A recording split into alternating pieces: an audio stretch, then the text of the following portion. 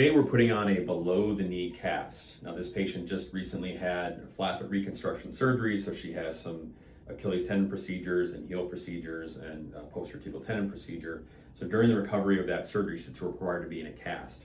Now we'll put cast on for fractures and all kinds of things, but most commonly it's for post-surgical. So this is the basic process for application of a cast. Step one being we're putting a dressing on to cover the site, and then we gather our stockinette just so it's just long enough to go beyond the toes, and we'll explain why we're doing that here in a moment. We're going to gather this up the leg. Now we want to make sure this goes just about the level of the knee because we're going to be folding this down later, and we don't want it to be too short at the end. We always want to make sure we're folding in the front of the ankle so we don't have big wrinkles there. Otherwise that'll be uncomfortable. And now we're going to wrap with cast padding. Now again, we're going to be folding this back in a moment here, so we want to make sure that as we apply this, we're actually applying it longer than we need, and I'm following the contour of the toes because her toes are shorter on the little side there. And I'll start with 2 wraps there, and as I go around the foot, I'm half overlapping each time. Now typically with a cast that we're doing in the office, we're going to push the patient into a 90-degree position. In this case, because I've done a procedure on this tendon, I don't want to do that. I like the position that she's just naturally resting in.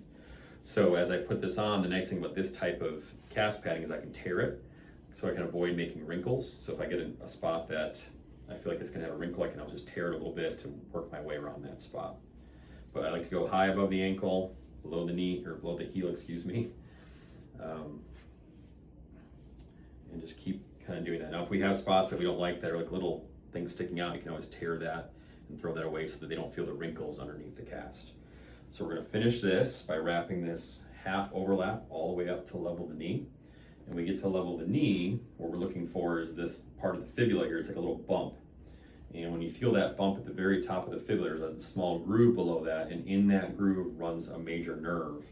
Now if we were to put the casting material right up to that spot where that nerve is, the patient could have irritation, even develop something called drop foot, where that nerve no longer works and would take physical therapy, and heaven forbid could cause long-term injury to that nerve, and they would have difficulty walking. So I'm feeling where that is, and basically the cast wants to end about 2 finger rests below that. But you'll notice that I feel the groove here, but I'm going up to that with my padding because I know I'm going to fold this material down in a second. I got my 2 layers there, and I'm going to kind of half overlap as I go down to the bottom again. So if you remember, as we went up, we were half overlapping. As we go down, we're half overlapping. So essentially the whole padding of this cast will have 4 layers in every spot. Now there are certain areas where we're going to make sure that we cushion more. And those areas are anywhere where there's a bony prominence. So we have we call the malleoli at the ankle, those knuckles that we feel. We want to make sure those are padded. We especially want to make sure the back of the heel is padded, because people are going to be resting their foot on a pillow, or heaven forbid, if they're not following rules, they may elevate it on like on a hard table. And the last thing we want is to get like a bed sore in the back of their heel. So I always want to be peeking, making sure we don't have little areas like that that are sticking out. I like to over pad the heel by doing kind of a couple pulls of the material like this and just leaving some padding on the back. And then as we finish, again, we want to make sure that we have 4 layers everywhere on the foot. So we'll come up to the front, make sure that we go over the tip there twice. And then we know when we were up here, we were holding twice. So I want to make sure that we're double thickness at the top there as well.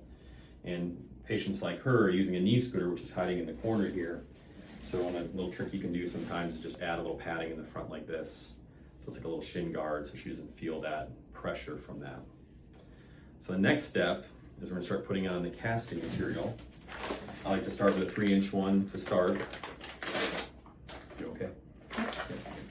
And this is some warm water. It's not hot. If it's really hot, what can happen is as the material dries, it creates an exothermic or heat reaction. So if you start hot and it gets hot, it's going to get even hotter, and it's unlikely to burn the patient, but why take the risk? So it's just kind of a lukewarm water.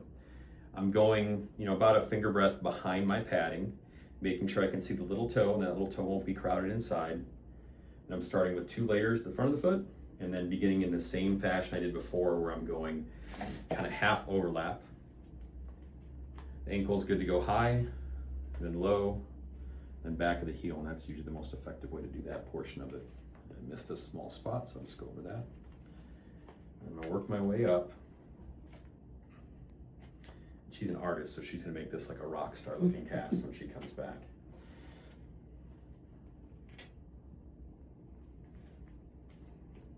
again in the same fashion. The difference is that, again, I don't want to go all the way up to where that nerve is. I want to stop just below that. And there'll be 3 total layers. And there's my spot, so I'm at least 2 finger breaths below that. And then right back down to the bottom. So we finished putting that layer on, so we're going to make sure that we get the stockinette out.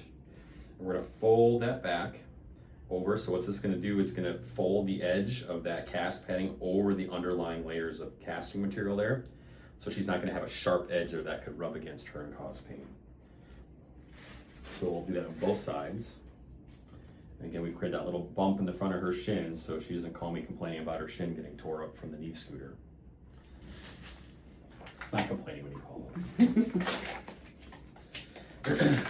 And the last are like a 4-inch layer because it just gets more coverage, and now that the cast is a little thicker, we're not so worried about being able to make those tight turns.